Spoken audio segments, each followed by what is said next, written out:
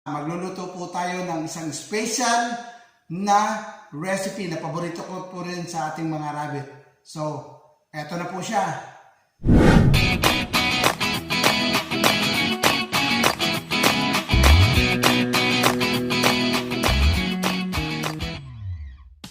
Hello guys! Welcome back to my channel!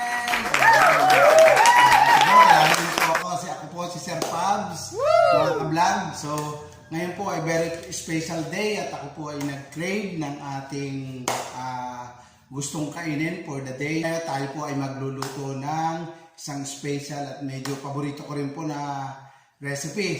Rabbit pa rin po yung ating raw material, so rabbit meat. So ngayon po, bago ko po pakita sa inyo yung ating share po sa inyo na lulutuin po natin for the day, ay ngayon po kung napadaan ka lang sa aking channel, mga ka-vlog, at ngayon mo pa lang napanood ang aking mga videos, so please do subscribe and hit na rin po ninyo yung notification bell para every time na may new upload si Sir Pabs, that's me!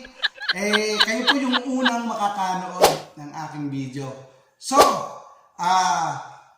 continue na po tayo doon sa aking isi-share. Magluluto po tayo ng isang special na recipe na paborito ko po rin sa ating mga rabbit. So, eto na po siya. So, yan na po mga ka-vlog. Ayan o, yan. Nakikita niyo po ba ito? Ayan. Hindi po siya biik, hindi po siya baboy. Siya po ay rabbit. So, wow.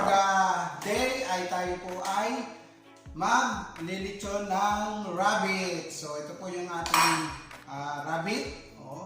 Medyo ang timbang po niya ay 2 kilos. Medyo malaki-laki po ang ating ano. So, previously po ay tayo po ay naglitsyon na rin po ng rabbit. Pero in a traditional way. So, atin po namang gagawin paglilitsyon ay kakaiba naman po. So, kung paano yan, makikita niyo po sa mga susunod po nating scene. So stay tuned po kayo, wag po kayong maalis kasi iba po yung ating paglilitsyon ngayon. Hindi po yung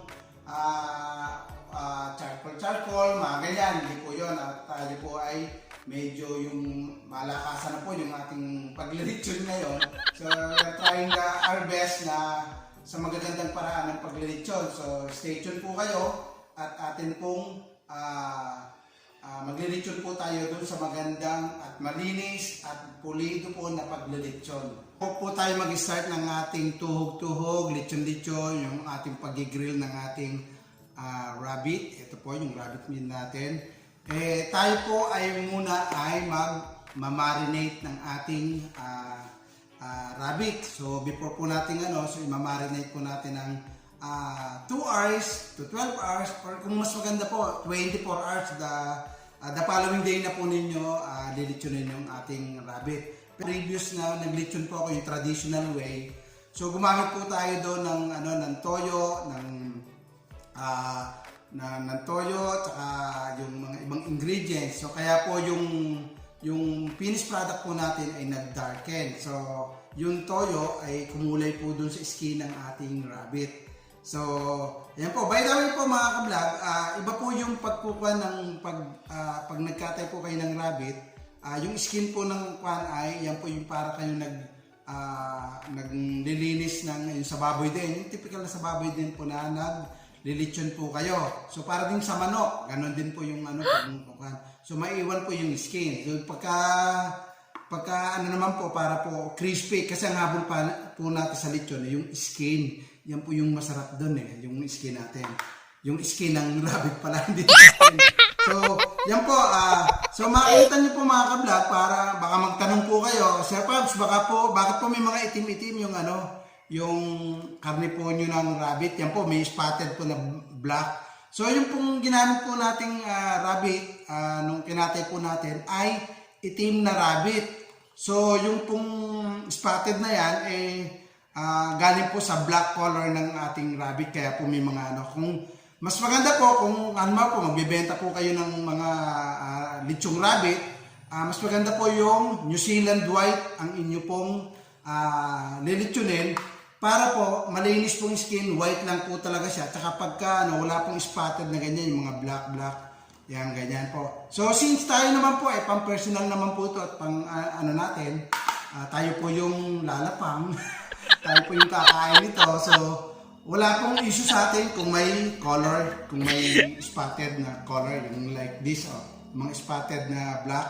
Kasi humawa po yung color ng rabbit natin, parang naiwan yung color niya. So, na-identify na meron siyang mga black color din sa skin. So pagka may color po, lalabas po may color din po yung, may mga iwang color din po ang sa skin ng rabbit natin. So much better po yung New Zealand White ang inyong gagamiting kakataying rabbit for lechon. Yan. So for the meantime, share ko po sa inyo ngayon ang recipe ng ating pang-marinate. So especially, first of all, ito pong rabbit natin, hindi mawawala yung ating rabbit meat. Siyempre, siya po yung star of our recipe. So, eto na po ang mga ingredients. Mansi, isang ulong bawang, garlic, dahon ng laurel, salt, black pepper o paminta, and powder seasoning. Pampalasa po natin para mas lalong masarap. So, ito naman po yung ating ingredients sa pag lulutuin na po natin yung lechon. Kaya kanala meron po tayong sibuyas, 2 ulo, tapos lemongrass or tanglad. Yan po, tanglad po yan. Kanala meron po tayong lalagay sa loob ng tiyan ng rabbit natin na tanglad. And at the same time, meron po tayo ditong soft drinks na yan po yung magpapaganda ng skin ng ating lechong rabbit. Ayan mga ka-vlog, natapos na po nating hiwa-hiwain yung ang ating pang-marinate. So ito po, ipapahid lang po natin to sa meat nating yung rabbit natin sa loob at saka sa skin para lumasa. Pwede nyo po siyang marinate 2 hours, 12 hours or 24 hours, much better po para at least lumasa, lasang-lasa yung ating mga ingredients na ipapang-marinate. And then ilagay po natin sa rep. Mga vlog, i-massage na po natin yung ating ingredients na minixture sa yung pinagsama-sama na po natin So, lagyan po natin yung loob, especially yung pinakaano niya, yan, para po mas lasan-lasa po yung yung ating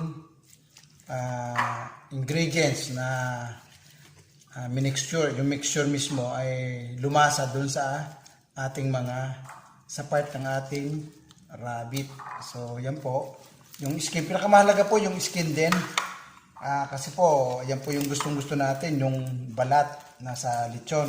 So, imamassage po natin ganyan para yung lasa po ay manuot at lasang-lasa po para lalong masarap po siya. So, yung mga dahon po ng ilagay nyo na lang sa loob, yung mga laurel. Ayan, ilagay nyo na lang po sa loob para yung aroma niya at saka yung lumasa rin po siya dun sa ating meat ng rabbit. So ayan, kuhan po natin, i-massage po natin ng tama-tama para lumasa mismo dun sa mismong pinaka meat ng ating rabbit. Ayan. Simutin po natin para ma-maximize natin yung pinaka-ingredients ng ating rabbit. Ayan.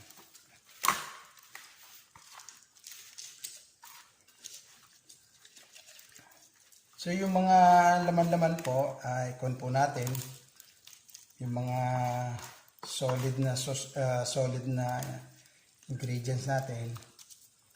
Ayan, ikon po natin.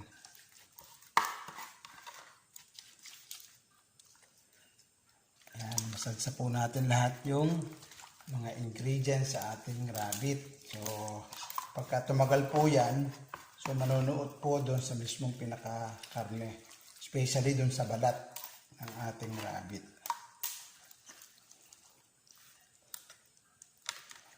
So, yan. That's it.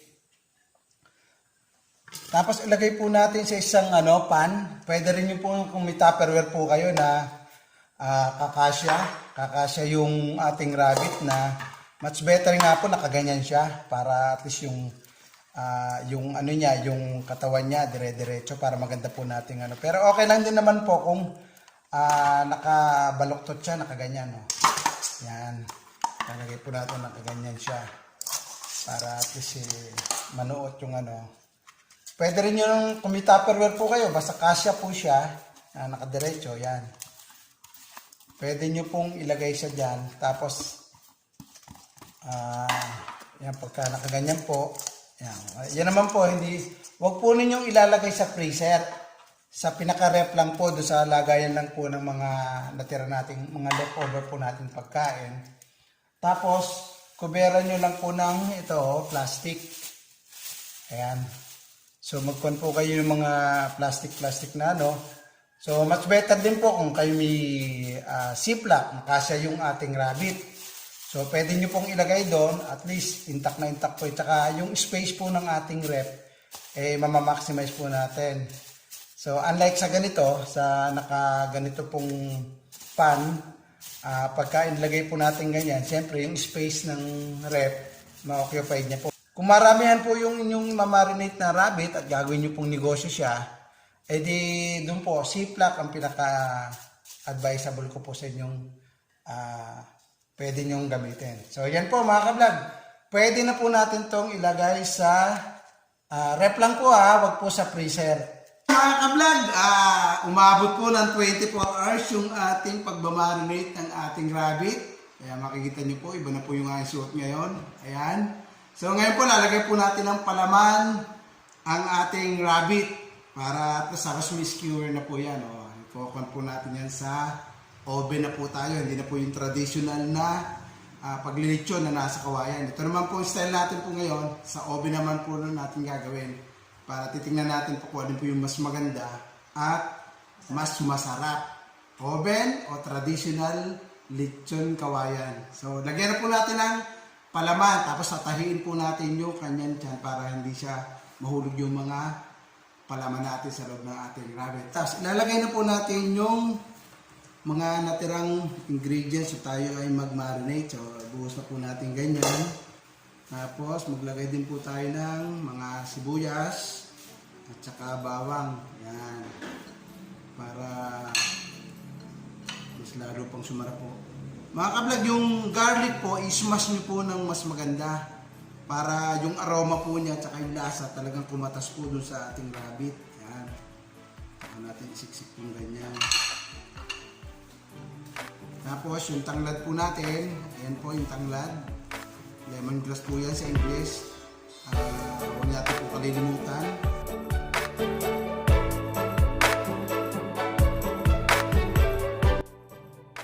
Tatahiin na po natin yung kanyang tiyan. So, para hindi po mahulog yung mga palaman natin nilagay sa loob ng rabbit.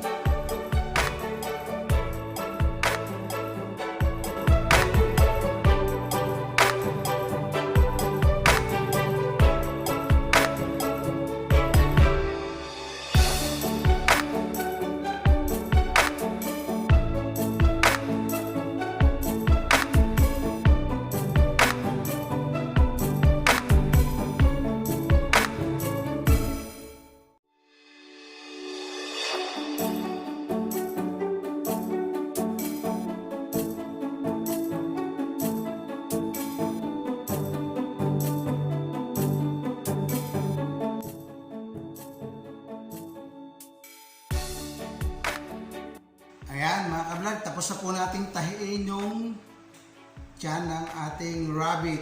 So ngayon po, lalagyan po naman natin ng ito yung ang gagamitin niyo pong soft drinks na ano, yung pong clear ang color yung 7-Up o diga Sprite.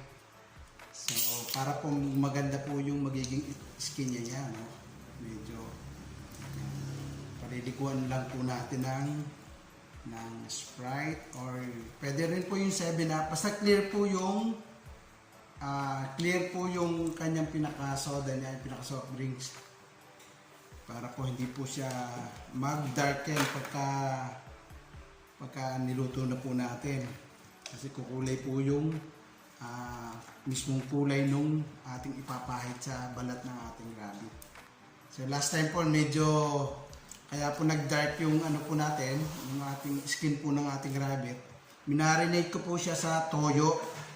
Saka nilagyan ko po ng konting oyster sauce pampalasa. So, hindi ko po na-anticipate yung color niya. So, nung maluto siya, sabi ng iba para daw sunog. Pero hindi po siya sunog. Sakto lang po yung pagkakaluto niya. Pwede na po natin tong isalang sa ating oven. Wow! Ayan mga kablog, isasalang na po natin sa oven. Ito po yung oven natin. So, preheat na po natin siya ng mga 5 minutes.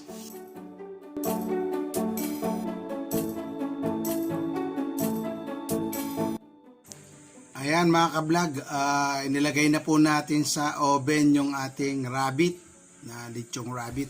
So, ito naman po yung microwave style naman po natin ng pagluluto ng lechong rabbit. So, after 1 hour, checkin natin yung ating lechong rabbit. Ayan na po siya, oh. Ayan. Ayan, medyo 1 hour na po nakakalipas ating lechon. Medyo maganda na po ang development. Ayan na po siya, oh. Ayan, ganda na po, oh. Nagaano na po siya, parang nakikrispy na po yung kanyang skin. So check muna po natin.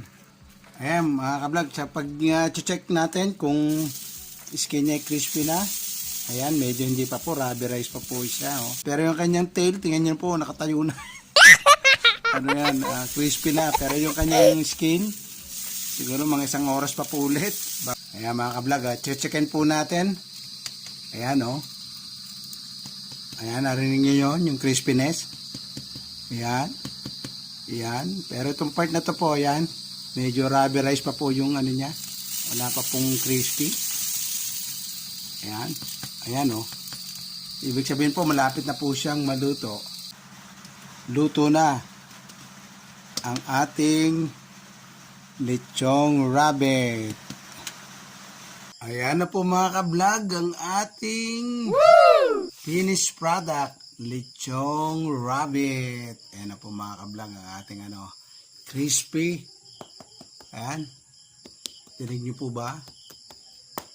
Oh, crispy and ayan mga kablog. Oh. So ayan, napaka-crispy po yung ating oven grilled lechong rabbit. So ayan mga kablog. So ayan mga kablog, doon po sa mga napadaan lang sa aking channel, please do subscribe and hit na rin po ninyo ang notification bell para every time na may new upload si Sir Pabs, kayo pong unang makakanood. And like and share na rin po ninyo para marami po tayong makapanood sa ating mga video na sinishare sa ating channel. And kung gusto rin nyo pong magpa-shoutout, comment down below lang po para sa next vlog po, isasama ko po kayo sa shoutout portion po. So, ito po muli ang inyong Sir Pabs. Keep safe, be healthy, and be strong. Bye-bye! Kakain muna po kami ng lechong rabbit.